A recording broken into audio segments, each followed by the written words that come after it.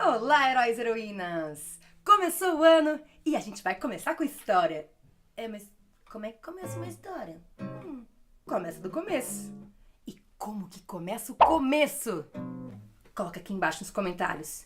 Se você quer saber como começa o começo, coloca hashtag começo.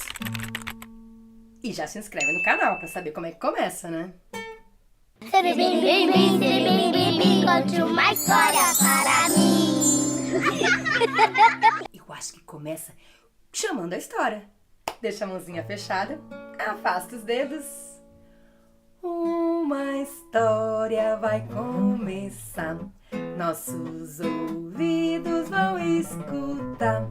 Olê, olê, olê, olê, olá. Olê, olê, olê, olê, olá. Era uma vez um começo. Como começa o começo do começo?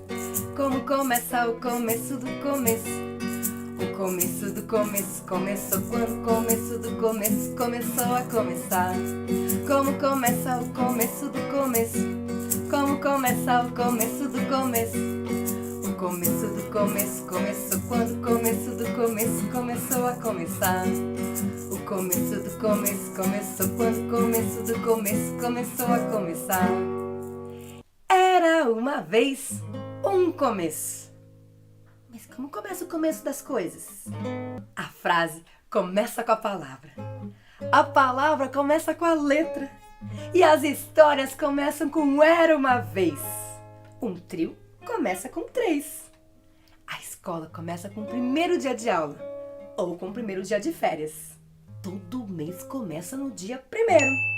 E todo ano começa em janeiro. Será que o mundo foi feito no dia 1º de janeiro? A risada, coscas, amigo engraçado, tudo isso faz a gargalhada começar. E o bocejo? Quando o bocejo chega, é sinal que o sono está começando.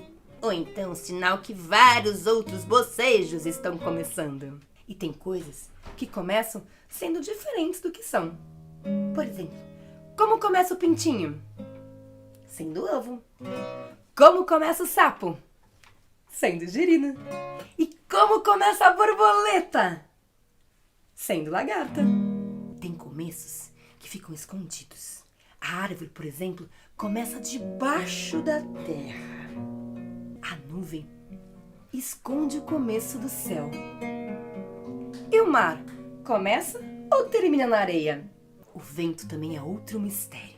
Às vezes ele começa depois da chuva.